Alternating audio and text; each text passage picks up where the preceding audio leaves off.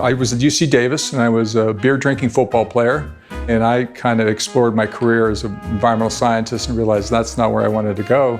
So my roommate says, come to Napa Valley. And I got a construction job at a winery called Goat Cellars in Napa Valley. And my first job was taking the dormer off the old cow barn. And that's how I got into the business. So having worked in Napa Valley and in Oregon and in Australia, I'd accumulated all this winemaking experience, specifically Pinot Noir and sparkling wine. And I was in Santa Barbara County as a winemaker at Foley Estates. And we worked with many vineyards in Santa Maria. And I had been kicking around the idea of starting my own label and think that'd be kind of fun to have a few tons of Pinot Noir. And in 2000, there was 4 tons of Pinot Noir that did come available. And I thought, well, the worst I can do is I can make the wine, I can drink half of it and sell half of it to my family. So the biggest challenge I faced was I'd never been an entrepreneur before, and I was scared. I had been exfoliated from Foley Winery, and so becoming a business person and then also trusting my intuition. Once I got through all that, then it became an adventure. It's still an adventure. I had 2 pygmy goats. I didn't have a name for the winery. One evening I had some friends come over. We were doing the barbecue thing and drinking Pinot Noir, and the goats were doing their flipper turns off the goat house. Someone said, why don't you call the winery Flying Goat? And I thought, perfect name. And then the joke was that I said I could name the winery after my kids being the goats. My favorite part of winemaking is harvest. That's where I get excited. You feel like a farmer, and then you go out in the vineyard picking grapes that are earlier sugar, so you're tasting the skins and the seeds and the pulp, and it's like, oh, harvest is coming. Then once the grapes come into the winery and we press off those first grapes and we get this beautiful juice. So that's where art and winemaking and science kind of come together, and that's what I love about it, is making a better product. Probably the best way to end the day at harvest is a punch down late at night with a cold beer and a little old rock and roll. In 2006, I met Kate Griffith. One of my first dates with Kate was I disgorged a bottle of my 2005 Goat Bubbles sparkling wine in her backyard, and I lost half of it, but she was enamored by the whole thing and thought that was pretty cool.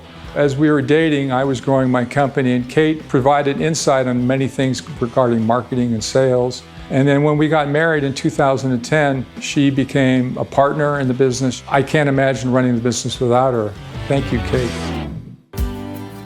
So here's our tasting room, and this is our face of Flying Goat on a day-to-day basis. And we've turned the tasting room into an art salon to indulge my creative spirit and frequently feature local artists, all kinds of artwork from paintings, photography. It's quite a fun place to visit because it's always changing.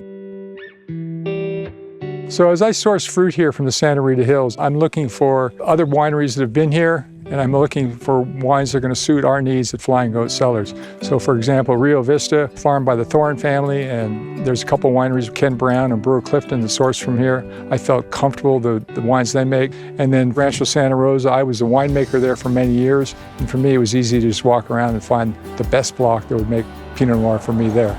As far as ampulos for our sparkling wine, I talked with Peter Work, and we worked together on what would be the best suitable clone for sparkling wine, and based on my parameters and my decisions. And we foster a culture of sustainability in our vineyard choices. We work with vineyards that have that like-minded ability to take care of vineyards. Either they're SIP certified, which is sustainable in practice, or they do organic vineyard management techniques. And we feel that that's important for us to maintain our integrity as a wine brand. With our soil sample jars, we give the customers an opportunity to smell and feel the soils that come out of the various vineyards that we source from. And we think it's important that they understand that the terroir speaks to each wine, and that's what makes them distinguished. Specifically the sparkling wine, the Goat Bubbles program. It's been a whole new learning opportunity to make method traditional or method champenois sparkling wine, because it's the re-fermentation in the bottle, so it's a whole secondary process, and the aging of the wine and the disgorging. So all that's been really a whole new career. In winemaking, I have to balance tradition with innovation. When we started the sparkling wine program, all our sparkling wine was hand riddled. We had the riddling rack set up, and then we'd put the bottles in there and turn them once or twice a day, and it was very labor intensive, but it was very sexy looking. But realizing once we got to 1,000 cases, that was not going to work.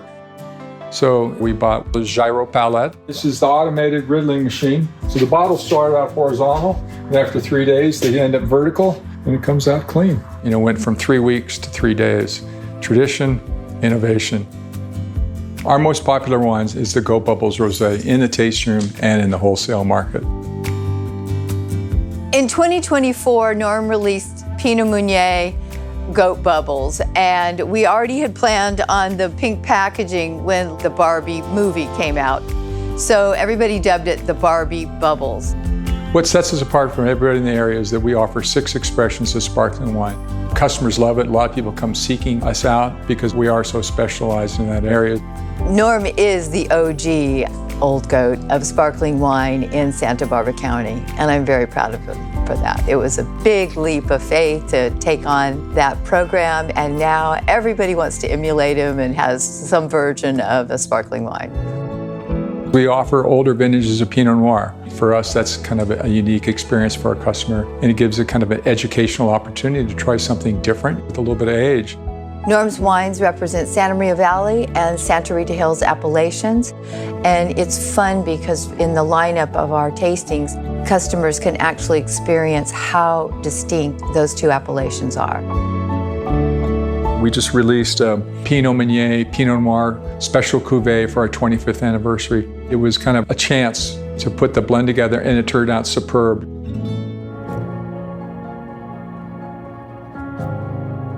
Over 25 years, Flying Goat Cellars has been recognized by quite a number of awards. The most recognized one was actually the 2007 award at the Red Wine Sweepstake Competition in San Francisco. And that to me was just a wow, what a great opportunity to win. We got great press. Wilfred Wong, which is a wonderful wine writer, he wrote up our wines. He got our wines into several wine shops. And so for a young company in 2007, it was like a launching pad. Also, it was in Northern California, so where I used to work, it was kind of nice to get a little street cred up there. As Flying Goat expanded and we received more accolades, specifically the Orange County Wine Competition, those validate my winemaking, but also validate us in the marketplace, which is necessary these days to stay competitive. Recently, our Pinot Noir from Allen Hancock College received 94 points in the Wine Enthusiast magazine and an editor's recognition, which to me was very exciting since I was a teacher at Allen Hancock for many years and taught winemaking at the college. So to use their vineyard to get a recognition felt great. It was a real proud moment for me, and to see a very tiny little vineyard located in the city of Santa Maria, surrounded by a housing tract, win an award like that makes me feel good. We were recognized by Wine Enthusiast magazine as the best Blanc de Noir for our 2019 Blanc de Noir from Ampolis Vineyard, which is in Santa Rita Hills. And that to me was just wonderful to be acknowledged as a winery here in the Central Coast for making great sparkling wine. And it allows me to kind of smile and say, hey, this is pretty cool.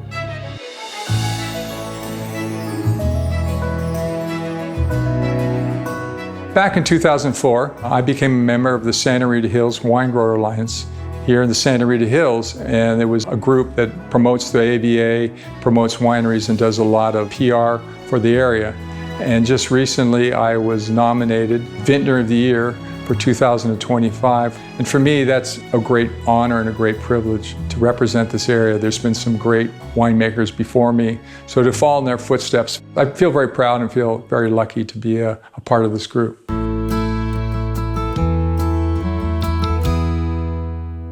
Community plays a very important role in our business. We have a great relationship with Return to Freedom, the horse sanctuary outside of Lompoc.